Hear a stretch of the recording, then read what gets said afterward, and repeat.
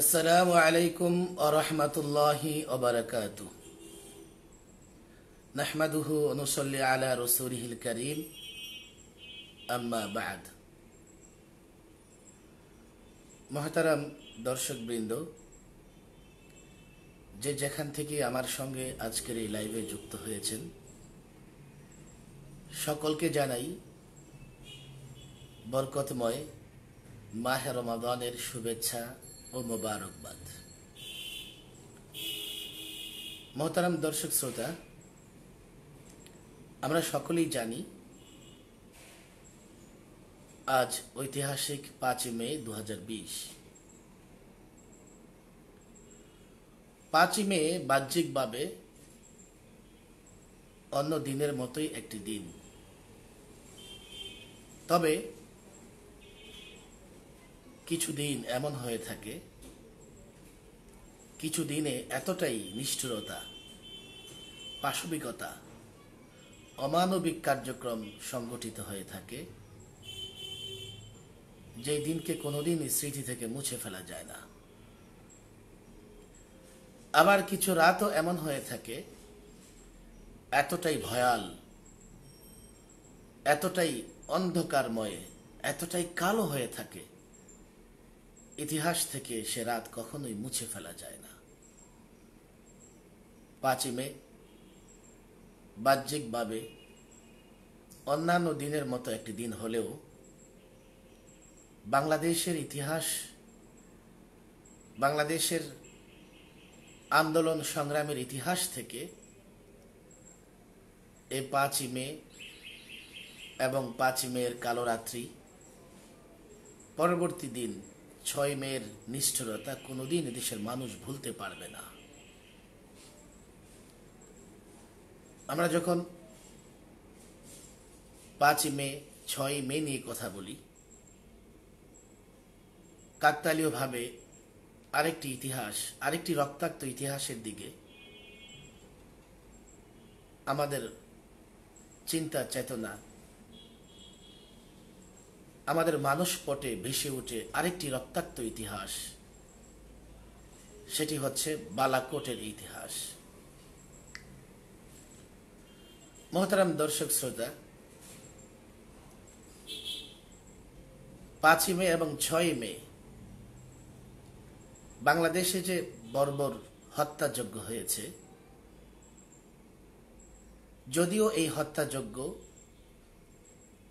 যদিও এই বর্বর কর্মকাণ্ডের সঙ্গে বালাকোটের যুদ্ধের অনেকটাই অমিল রয়েছে, তবে আমরা যদি দেখি তাহলে দেখতে পাবো যেই চিন্তা চেতনার জায়গা থেকে বালাকোটের যুদ্ধ সংগঠিত হয়েছে, বাংলাদেশের শাপলা চত্বরের পিছনে ওই চিন্তা চেতনাই কাজ করেছে। বালাকোটের যুদ্ধ ছিল সশস্ত্র যুদ্ধ, এক বাহিনীর বিরুদ্ধে আরেক বাহিনীর যুদ্ধ। আর শাপলা চত্বরে কি ঘটেছে? একদল নিরীহ মুসল্লিদের উপরে, মাদ্রাসার ছাত্রদের উপরে রাতের অন্ধকারে আলো নিভিয়ে হত্যাযজ্ঞ চালানো হয়েছে। এই যে বালাকোটের রক্তাক্ত ইতিহাস এবং শাপলা চত্বরের রক্তাক্ত হত্যাযজ্ঞ কর্মকাণ্ডের সঙ্গে মৌলিকভাবে অমিলের জায়গা হচ্ছে ওটি ছিল যুদ্ধ, আর এটি হচ্ছে সরকারের কাছে জনগণের পক্ষ থেকে একটি দাবি। তবে বালাকোট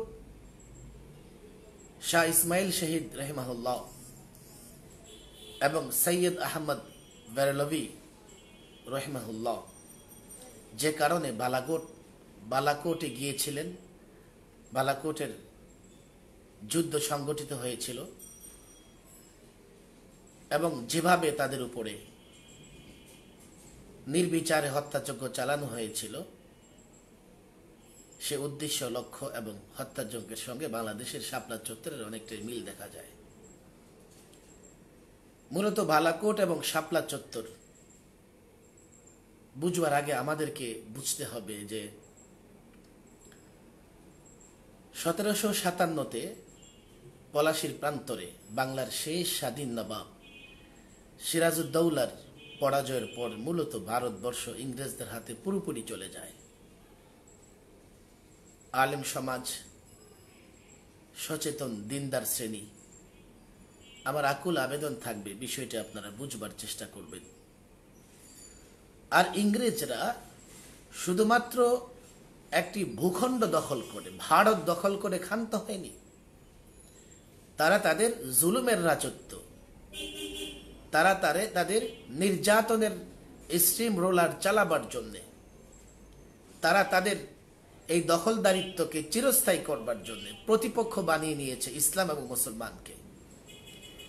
এই জন্যে ইংরেজ বেনিয়ারা শুধুমাত্র ভারত ভূখণ্ড দখল করেনি, এই ভারত ভূখণ্ড থেকে কিভাবে ইসলাম এবং মুসলমানদেরকে নিশ্চিহ্ন করে দেয়া যায় সেই ষড়যন্ত্র, সেই কর্মকাণ্ডই ইংরেজরা করেছে।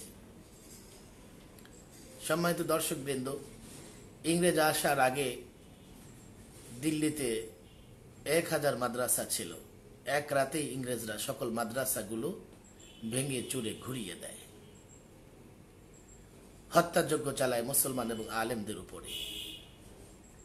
ভূখণ্ড দখল, প্রতিষ্ঠান ধ্বংস, মুসলমানদের ইতিহাস, ঐতিহ্য, কৃষ্টি, কালচার, সংস্কৃতিকে ধ্বংস করবার জন্য উঠে পড়ে লেগেছিল ইংরেজ বেনিয়ারা। 1000 বছর ভারতে মুসলিম শাসকরা মেহনত করে, পরিশ্রম করে যে ইতিহাস, ঐতিহ্য, কৃষ্টি, কালচার, যে আখলাক, যে সংস্কৃতি ঘরে তুলেছিল, তিলে তিলে ইংরেজ শাসকরা তা ধূলিসাৎ করে দেয়।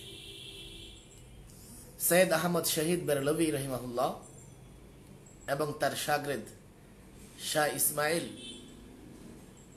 রহিমাহুল্লাহ, ওনারা মূলত দেশকে স্বাধীন করবার জন্যে এবং মুসলমানদের ইমান আকিদা সংরক্ষণের জন্য কুসংস্কার মুছে দিয়ে তাওহীদ তথা একত্ববাদ প্রতিষ্ঠার জন্যই বালাকোটের ময়দানে গিয়ে উপস্থিত হয়েছিলেন। আমরা শাপলা চত্বরে কেন গিয়েছিলাম? আমাদের 13 দফায় কি ছিল? এটা সরকার দলীয় বা বিরোধী দলীয় কোনো আন্দোলন ছিল না। 13 দফা ছিল ইমানি আন্দোলন। এই 13 দফায় ওলামায়ে কেরাম ওই দাবিগুলো পেশ করেছেন, যে দাবিগুলো মেনে নিলে বাংলাদেশের মানুষের ইমান, বাংলাদেশের মানুষের ইতিহাস, ঐতিহ্য, বাংলাদেশের মানুষের স্বাধীনতা, স্বকীয়তা সংরক্ষিত থাকবে। আমি একাধিকবার মিডিয়াতে ব্যাখ্যা করেছি 13 দফার। আজকে আমি 13 দফার ব্যাখ্যা করব না। এই 13 দফার প্রত্যেকটা দফা দেশের প্রত্যেকটা নাগরিকের জন্য, সরকার কিংবা বিরোধী দল কিংবা কোনো একটা শ্রেণীর জন্য কোনো একটা দাবি নয়। প্রত্যেকটা দাবি দেশের প্রত্যেকটা নাগরিকের জন্য। এই দাবি কখনোই কারো বিরুদ্ধে হতে পারে না। তাই তো আমরা দেখি এই 13 দফার আন্দোলনে শুধুমাত্র ইসলামিক দল নয়, দেশের প্রায় সকল রাজনৈতিক দলের নেতা এবং কর্মীদের সমর্থন ছিল।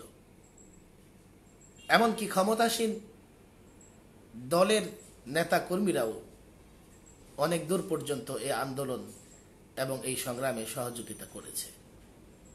এটি ছিল ইমানি আন্দোলন, এটি ছিল ইমান রক্ষার আন্দোলন, এটি ছিল রাসূলুল্লাহ সাল্লাল্লাহু আলাইহি ওয়াসাল্লামের ইজ্জত রক্ষার আন্দোলন, এটি ছিল একটি সম্প্রীতির বাংলাদেশ গড়ার আন্দোলন, সাম্প্রদায়িকতা মুক্ত দেশ গড়ার আন্দোলন। যারা আল্লাহর নবীকে নিয়ে কটূক্তি করে উস্কানি দিচ্ছিল, সাম্প্রদায়িক সম্প্রীতি বিনষ্ট করছিল, এটি ছিল তাদের বিরুদ্ধে আন্দোলন। এই আন্দোলন কখনোই কোনো জাতি গোষ্ঠীর পক্ষে বা বিপক্ষে ছিল না। সরকার দলীয় কিংবা বিরোধী দলীয় কোনো আন্দোলন ছিল না। কিন্তু আমরা কি দেখতে পেয়েছি? দেশের জনগণের, নিরীহ মানুষের এবং আন্দোলনের যে কর্মসূচিগুলো ছিল, এগুলো স্বীকৃত কর্মসূচি ছিল। দেশের নাগরিক তার দাবি আদায় করবার জন্যে অবরোধ করতে পারে, মার্চ করতে পারে। দেশের নাগরিক তার দাবি আদায় করবার জন্যে অনশন করতে পারে, এগুলো তো অনেকটা গণতন্ত্র ধারার কর্মসূচির মতোই।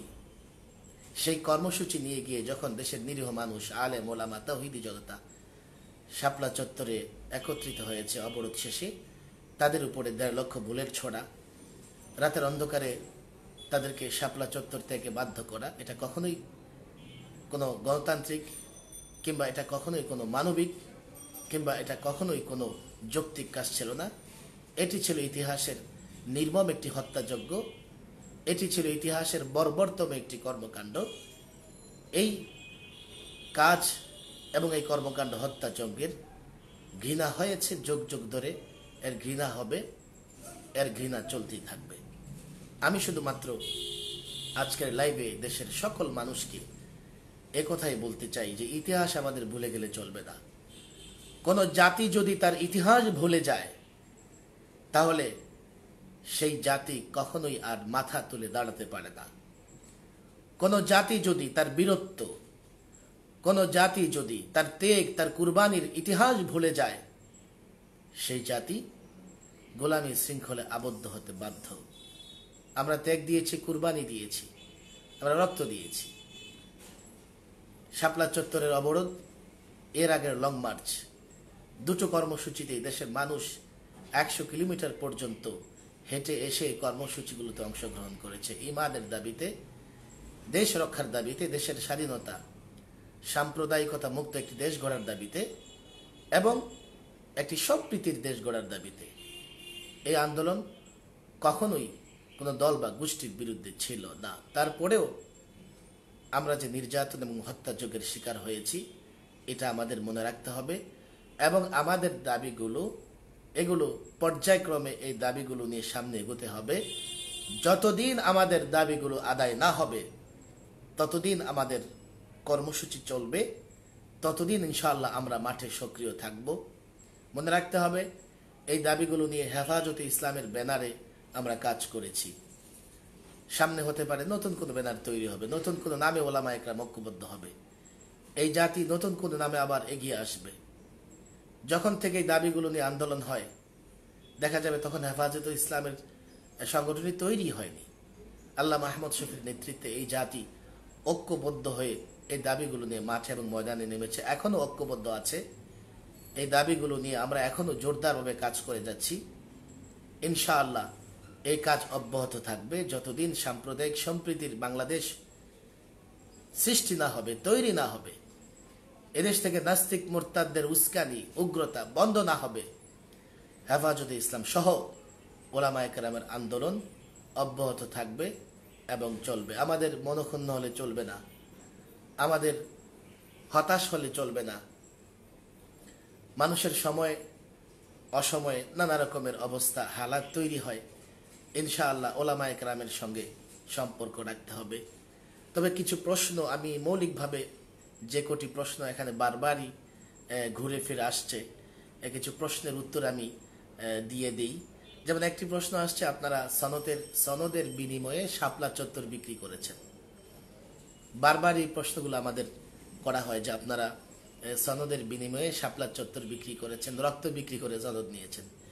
এখানে একটি বিষয় স্পষ্ট বুঝতে হবে যে বেফাকুল মাদারিস আল আরাবিয়া এবং সর্বশেষ ঘটিত হাইয়াতুল উলিয়া, এগুলো আসলে শিক্ষা বোর্ড। যখন হেফাজতের আন্দোলন হয় তখন হাইয়াতুল উলিয়া নামে কোনো শিক্ষা বোর্ড বা সম্মিলিত বোর্ড গঠন হয়নি, তৈরি হয়নি। হেফাজতের আন্দোলন যখন চাঙ্গা হয়, তুঙ্গে উঠে, তখন শিক্ষা বোর্ডগুলোকে ওই আন্দোলনের সাথে সেভাবে সম্পৃক্ত করা হয়নি।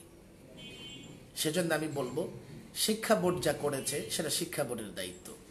হেফাজতে ইসলাম আলেম ওলামা যে আন্দোলন সংগ্রাম করছে এর জবাবদিহিতা আলেম ওলামারাই প্রদান করে থাকবেন। বারবার বলা হয়, এখানেও দেখছি অনেকে কমেন্ট এসে বলছেন যে হুজুর আরেকটা শুকরিয়া মাহফিল করেন। দেখেন, এই শুকরিয়া মাহফিল হেফাজতের ব্যানারে হয়নি, সেটিও শিক্ষা বোর্ডের ব্যানারে হয়েছে। যারা হেফাজতের আন্দোলন সংগ্রাম করেছে সবাই শিক্ষা বোর্ডে আছেন, সবাই শুকরিয়া মাহফিলে গেছেন, বিষয়টা এমনও না। আর যারা গেছেন তারা তাদের চিন্তা, তারা তাদের সলা পরামর্শ, তারা সেটাকে ভালো মনে করেছেন, গেছেন। সেটাকে সকলেই সমর্থন করতে হবে বা সকলকে সেটা মেনে নিতে বিষয় এমন না। যে কোনো কাজ নিয়ে বিতর্ক থাকতে পারে, পক্ষে বিপক্ষে থাকতে পারে। তবে শাপলা চত্বরের বিনিময়ে সনদ বিষয়টি এমনও নয়, কিংবা শুকরিয়া মাহফিল শাপলা চত্বরের বিনিময়ে সেটিও নয়, দুটি ভিন্ন জিনিস। হেফাজতে ইসলাম এবং আলেম ওলামারা, দেশের সকল আলেম ওলামারা একত্রিত হয়ে যে আন্দোলন এবং সংগ্রাম করেছিলেন হেফাজতের ব্যানারে, সেটি ছিল 13 দফার আন্দোলন। এই আন্দোলনের সঙ্গে আসলে ওই শিক্ষা বোর্ডদের যে কার্যক্রম এটি ভিন্ন, এটি সকলের, এটা সবাই মিলে মিশে করছে, সেটা ভিন্ন জিনিস। সর্বশেষ, আজকে আসলে মাহে রমাদানে দীর্ঘ লাইভে যাওয়ার ইচ্ছে আমার নেই।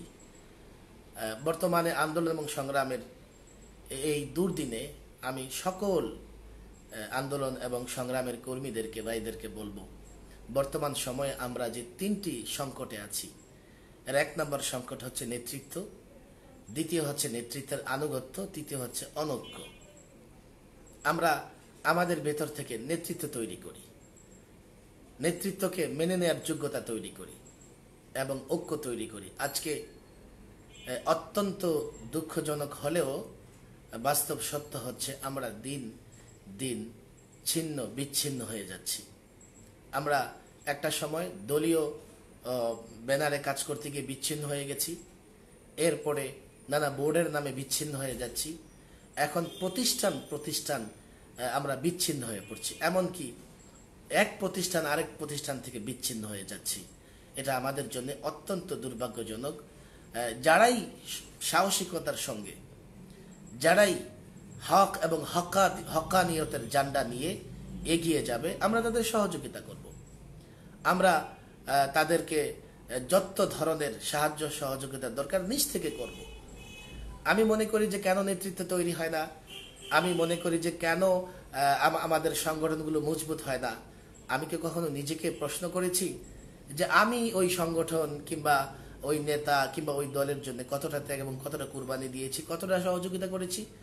বড় আমি এতটাই সংকীর্ণতার জায়গায় এখন আমরা অবস্থান করি যে কোনো ব্যক্তি সে যতই সাহসিক এবং যতই রিস্ক নিয়ে নেতৃত্ব দেখ না কেন, সে যদি আমার দলের না হয়, আমার প্রতিষ্ঠানের না হয়, তো আমরা দেখছি যে তাকে আমরা সহযোগিতা এবং সম্মান করছি না।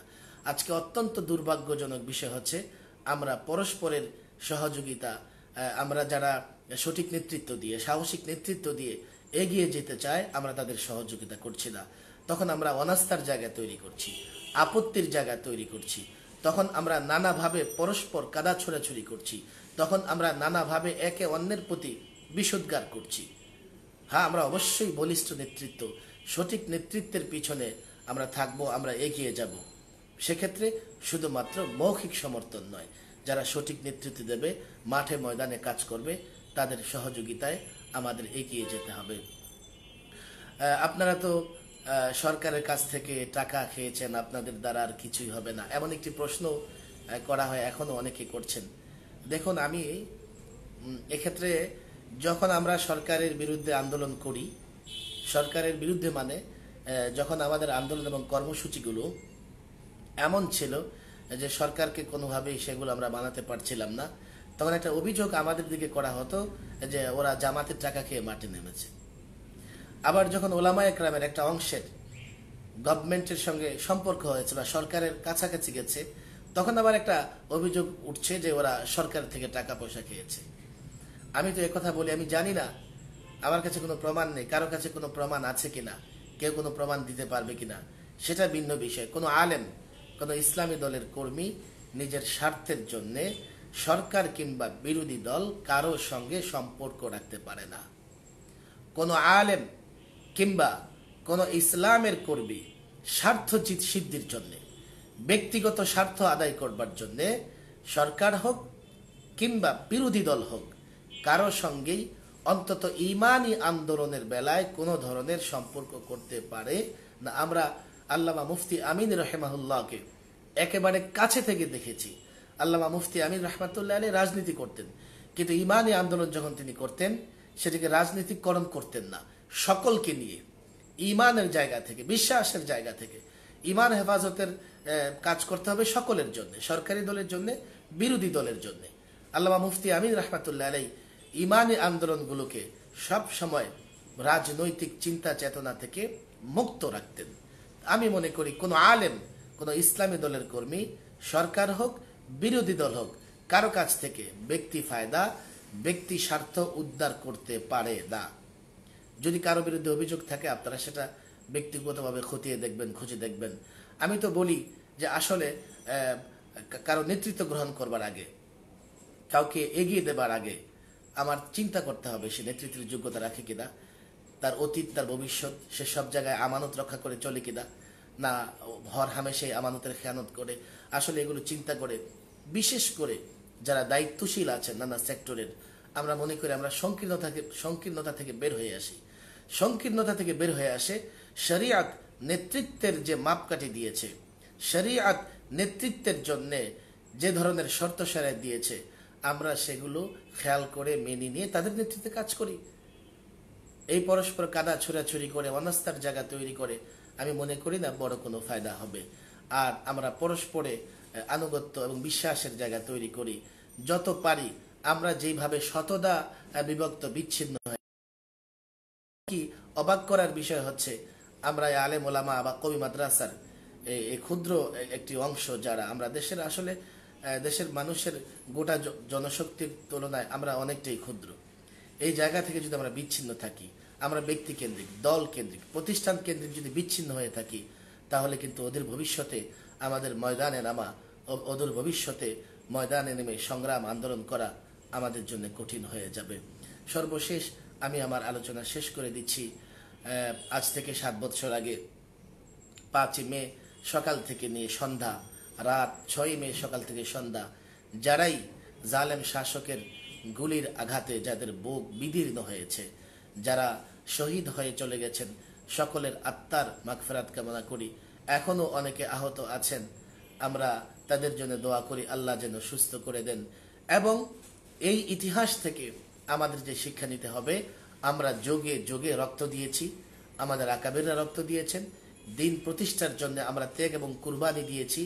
ইনশাআল্লাহ এই বালাকোট থেকে নিয়ে শাপলা পর্যন্ত এই রক্তাক্ত ইতিহাসকে সামনে রেখে আমরা এই প্রতিজ্ঞা করব, ইনশাআল্লাহ অদূর ভবিষ্যতেও যদি দেশ, ইসলাম, ইমান, আকিদা, আল্লাহর নবীর ইজ্জত এবং সম্মান রক্ষায় মাঠে নামতে হয়, আমরা আবারও মাঠে নামবো।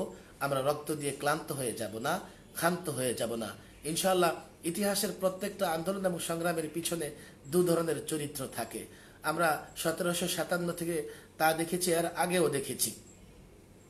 নবাব সিরাজউদ্দৌলার আন্দোলন সংগ্রাম থাকে, এর বিপরীতে মির্জাফর ঘসিটি বেগমদের ভূমিকাও থাকে, সেটা থাকবেই। এক্ষেত্রে আমাদের মনোবল হারালে চলবে না। আমরা তো জানি আল্লাহর নবী মুহাম্মদ সাল্লাল্লাহু আলাইহি সাল্লাম সারা জীবন মুনাফিকদের সঙ্গে নিয়েও কাজ করেছেন। আমাদের কাজ চালিয়ে যেতে হবে, আমাদের পরস্পরের কাদা ছোড়াছুড়ি বন্ধ করতে হবে, আস্থার জায়গা মেরামত করতে হবে, অনাস্থার বিষয়টি দূরে ঠেলে দিতে হবে। ইনশাআল্লাহ এই শাপলা চত্বরের ইতিহাস থেকে, এই শাপলা চত্বরের ট্রাজেডি থেকে যে মেসেজ আমরা পরিষ্কার দেখতে পাচ্ছি, যে দেশে ইসলামের পক্ষে যে জাগরণ, ইনশাআল্লাহ এই জাগরণ এই চলবেই এবং এই জাগরণ একদিন চূড়ান্ত পর্যায়ে পৌঁছবে। এই জাগরণের মাধ্যমে দেশে ন্যায় ইনসাফ ভিত্তিক রাষ্ট্র ব্যবস্থা অবশ্যই কায়েম হবে। এদেশ থেকে জুলুম, নির্যাতন, দুর্নীতি এগুলো বিলুপ্ত হবে, এগুলোর মূলোৎপাটন করা হবে। ন্যায় ইনসাফের রাষ্ট্র ব্যবস্থা, সমাজ ব্যবস্থা, সুষম অর্থ ব্যবস্থা, ইনসাফের বিচার ব্যবস্থা ইনশাআল্লাহ কায়েম হবে। এদেশের মানুষ আলেম ওলামাদের সঙ্গে আছে, এদেশের মানুষ আলেম ওলামাদের সঙ্গে থাকবে ইনশাআল্লাহ। এদেশের ইসলামী জাগরণ আমাদেরকে অবশ্যই শাপলা চত্বরের জাগরণ থেকে আমরা একটা বড় ধরনের ইসলামী জাগরণের অপেক্ষা করতে পারি। ইনশাআল্লাহ অচিরেই আসবে। আল্লাহ তাবারক ওয়া তাআলা যেন সেই জাগরণ, সেই বিপ্লবের সঙ্গে আমাদের সকলকে সম্পৃক্ত রাখেন, ঈমান এবং বিশ্বাস, ইখলাসের সঙ্গে কাজ করে যাবার তৌফিক দান করেন। ওমা তাওফীকি ইল্লা বিল্লাহ ওমা আলাইনা ইল্লাল বালাগ।